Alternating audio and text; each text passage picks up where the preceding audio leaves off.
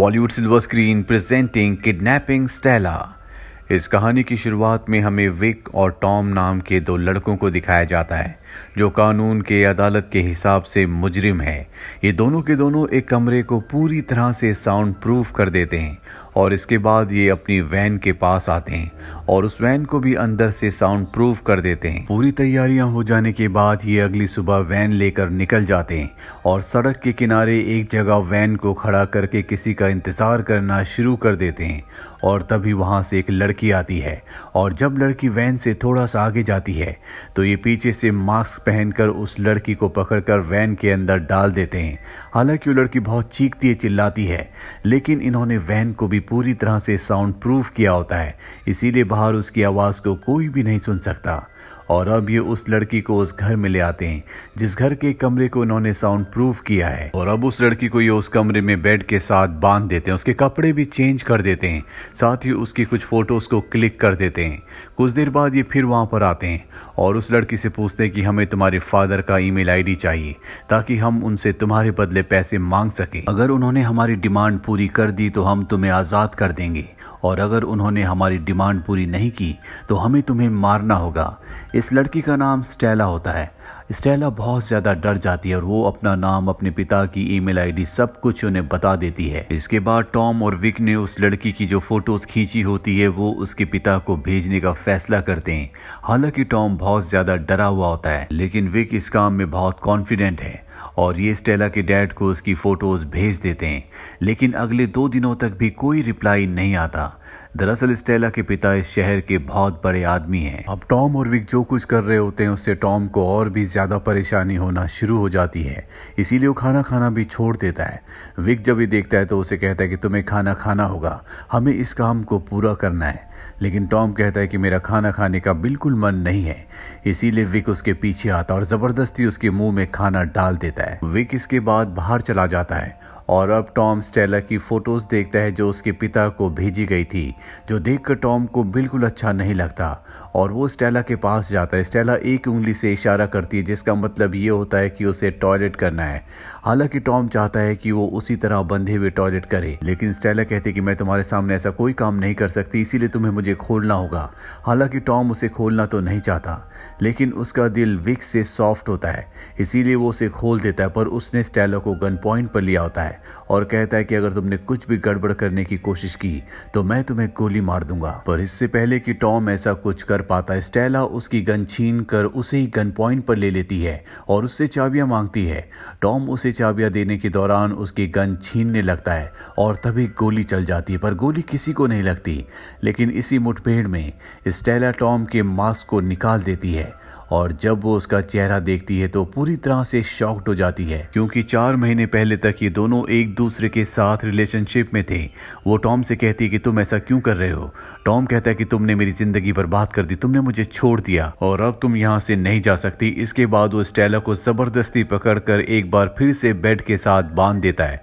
Stella Tom से कहती है कि मैं तुम्हें कुछ बताना चाहती हूँ, पर टॉम उसकी बात नहीं सुनता और उसके मुंह को बांध देता है और कहता है कि विक को इस बारे में पता नहीं लगना चाहिए कि तुमने मुझे पहचान लिया, नहीं तो वो तुम्हें और मुझे, हम दोनों को मार देगा। इसके बाद वो बाहर आता है जहां पर विक भी अब अंदर आ चुका है। विक परेशान होता है, वो कहता है कि स्टेला के पिता ने अभी तक पैसे देने के लिए कोई बात नहीं की। टॉम इस बात से घबरा जाता है क्योंकि वो जानता है कि अगर स्टेला के पिता ने पैसे नहीं दिए तो विक स्टेला को मार देगा और वो ऐसा बिल्कुल नहीं चाहता। इसीलिए विक से कहता है कि मेरे पास एक आइडिया है, कल हम एक वीडियो बनाएंगे जो हम स्टेला के पिता को भेजेंगे, इसके बाद वो पैसे दे देंगे। अगली सुबह स्टेला के पास जाते हैं और तय करते हैं कि ये उसकी एक उंगली काट कर उसके पिता को भेजेंगे, साथ ही उसका वीडियो भी बनाएंगे। और जब स्टेला को पता चलता है कि ये उसकी उंगली काटने वाले हैं तो वो बहुत ज़्यादा डर जाती है और अब ये उसका वीडियो बनाना शुरू कर देते हैं। स्टेला अपने पिता से कहती है कि आपके और मेरे बीच में बहुत ज़्यादा डिफरेंसेस थे, मैंने कभी आपकी बात नहीं मानी, लेकिन अब मैं आपकी बात मानूंगी, मुझे बचा लीजिए, मैं 4 महीने से प्रेग्नेंट हूँ। ये सुनकर टॉम पूरी तरह से हैरान हो जाता है, जिसके बाद टॉम विक से कहता है कि स्टेला के डर के एक्सप्रेशन जो हमें चाहिए थे वो मिल चुके हैं, अब हमें उसकी उंगली काटने की कोई ज़रूरत नहीं है। विक उसकी बात मान जाता है और अब इन्होंने जो उसका वीडियो रिकॉर्ड किया होता है वो स्टेला के पिता को भेज दिया जाता है। पर टॉम यहाँ पर स्टेला की ऐसी हालत देखकर बिल्कुल भी खुश नहीं होता, उसका मन बिल्कुल नहीं लग रहा होता।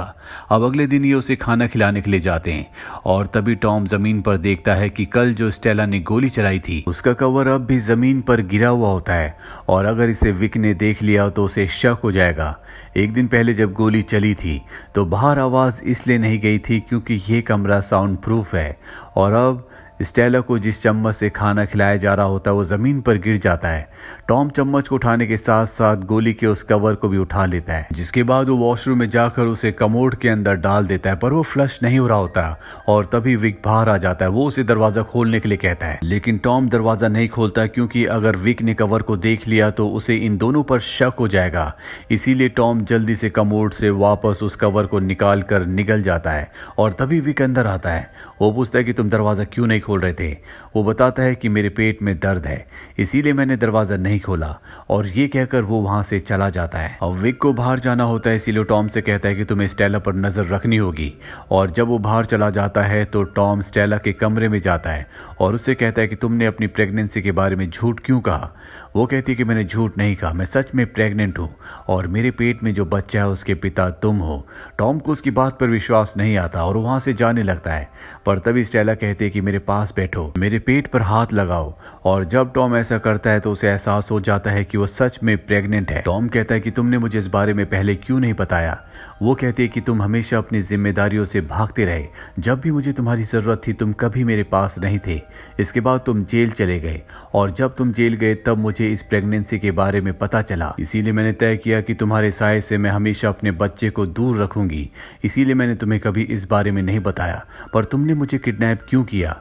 वो बताता है कि विक मुझे जेल में मिला था, उसने मुझे किडनैपिंग के प्लान के बारे में बताया, तब मैंने तुम्हारा नाम सजेस्ट किया क्योंकि मैं तुमसे बहुत नाराज था। तुम मुझे छोड़कर चली गई थी और ना ही तुम कभी मुझे जेल में मिलने के लिए आई, इसीलिए मैं चाहता था कि हम तुम्हें किडनैप करें। मैं तुमसे बदला लेना चाहता था, पर मुझे अब भी यकीन नहीं है कि तुम सच में प्रेग्नेंट हो।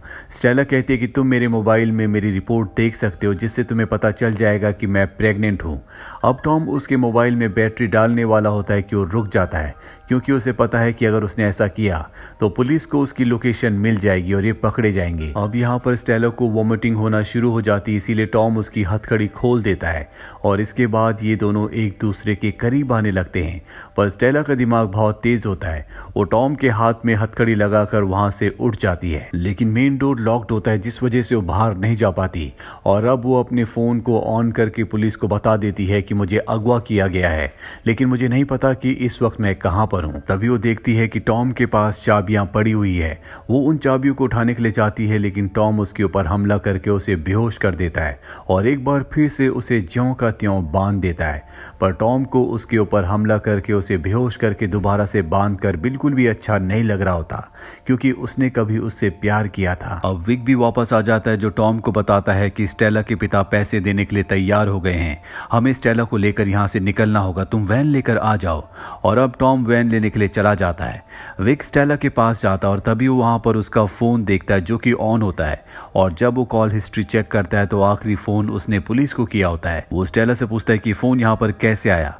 वो बताती है कि टॉम इसे यहाँ पर लेकर आया था। ये सुनकर वो हैरान हो जाता। वो कहती कि तुम्हें उसका नाम कैसे पता। वो बताती है कि बातों बातों में उसी ने मुझे अपना नाम बता दिया था। पर अब विक को शक होना शुरू हो जाता। उसे लगता है कि इन दीवारों पर कहीं छेद है जिस वजह से स्टेला ने टॉम की और उसकी बातें सुन ली होगी और वो जब चेक करना शुरू करता है तो उसे दीवार में एक दबी हुई गोली मिलती है, जिसके बाद वो समझ जाता है कि टॉम ने उससे बहुत कुछ छुपाया है। वहीं टॉम को दिखाया जाता है जो वैन में होता है। वहां पर स्टेला की उसे एक रिपोर्ट मिलती है जो उसी के बैग से गिरी थी और ये उसकी प्रेगनेंसी रिपोर्ट होती है, जिसके बाद वो समझ जाता है कि स्टेला ने जो कुछ कहा था वो सच है, वो उसके बच्चे की माँ बनने वाली है। इसके बाद टॉम विक के पास वापस आता है। विक को टॉम पर अब शक है और जानता है कि उसने बहुत कुछ उससे छुपाया है और उसने स्टेला का नाम सजेस्ट किया था, यानी कि वो स्टेला को पहले से जानता है, इसीलिए वो उस पर गन तान देता है और कहता है कि तुमने मुझे धोखा दिया। वो कहता है कि मैंने धोखा नहीं दिया, मैंने अब तक जो भी तुम्हारे साथ मिलकर काम किया है उसमें मैं पूरी तरह से ऑनेस्ट हूँ। और इसके बाद ये स्टेला को बेहोश करके यहाँ से दूर एक घर पर ले जाते हैं जहाँ पर ये स्टेला को बांध देते हैं और इनका प्लान होता है कि चाबी ये यहीं पर छोड़ देंगे ताकि जब स्टेला को होश आए तो वो अपने आप को खोल कर यहाँ से निकल जाए। पर अब विक को टॉम पर शक है, इसीलिए वो प्लान को पूरी तरह से बदल देता है। वो टॉम से कहता है कि तुम भी मेरे साथ पैसे लेने के लिए चलोगे। टॉम को उसकी बात माननी पड़ती है और जब ये उस जगह जाते हैं जहाँ पर पैसे आने वाले होते हैं तो वहाँ पर पैसे नहीं आते। टॉम कहता है शायद पुलिस को पता चल चुका है, लेकिन विक उस पर गन तान देता है। वो कहता है कि मैंने पैसों की लोकेशन बदल दी थी क्योंकि मुझे स्टेला, तुम्हारे और तुम्हारे होने वाले बच्चे के बारे में सब कुछ पता है। टॉम उसके सामने घुटनों पर बैठ जाता है और इससे पहले कि वो टॉम को गोली मारता, टॉम उसके ऊपर हमला करके इस जगह से भाग जाता है। विक पीछे से उसके ऊपर गोली चलाता है जिससे वहीं पर गिर जाता है। अब वो टॉम के पास दोबारा जाता है लेकिन टॉम वहां से भाग गया होता है। इसके बाद विक उस जगह जाता है जहां पर उसने पैसों की डिमांड यानी कि डिलीवरी की बात की होती है। पैसे लेकर वापस वो उसी घर में आ जाता है जहां पर स्टेला है। वो स्टेला को मारने वाला होता है कि पीछे से टॉम आकर उसके सर पर हमला करता है जिससे वो गिर जाता है, लेकिन उसके पास गन होती है और एक बार फिर से वो टॉम को गोली मार देता है जिससे टॉम की हालत बहुत ज्यादा खराब हो जाती है। विक कहता है कि जेल में जब हम मिले थे तो मुझे लगा था कि तुम एक अच्छे इंसान हो, तुम हमेशा मेरे साथ ईमानदार रहोगे, लेकिन तुमने मुझे धोखा दिया। और अब वो टॉम को मारने वाला होता है कि तभी स्टेला अपने पैर से उसे गिरा देती है जिससे उसकी गन उससे छूट जाती है। टॉम उसकी गन उठा लेता है और उसे गोली मारकर वहीं पर खत्म कर देता है। टॉम भी बहुत ज्यादा जख्मी हो जाता है, इसीलिए वहां पर वो निढाल पड़ जाता है। स्टेला के हाथ बंधे होते हैं इसीलिए वो चाबियों तक नहीं पहुंच पाती। टॉम एक बार फिर से अपनी पूरी शक्ति से विक की जेब से चाबी निकालकर स्टेला को दे देता है। स्टेला अपने हाथ खोलकर टॉम के पास आती है। उसने टॉम से प्यार किया था, टॉम ने उसकी जान बचाई है, इसीलिए वो टॉम को माफ कर देती है। और टॉम के साथ उसका सफर अब यहीं तक का था क्योंकि टॉम की मृत्यु हो चुकी है। इसके बाद वो बाहर वैन में जाती है जहां पर वो देखती है कि विक ने पैसे वैन में रखे होते हैं जो स्टेला के पिता ने उसे बचाने के लिए दिए थे। दरअसल स्टेला के पिता उसे बिल्कुल पसंद नहीं करते थे और ना ही वो पैसे देना चाहते थे।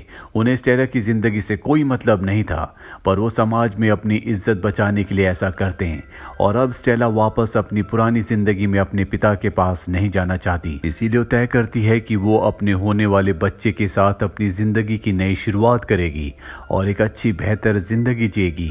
इसी के साथ ये फिल्म, ये कहानी यहीं पर खत्म हो जाती है। उम्मीद करते हैं कि ये कहानी आपको पसंद आई होगी।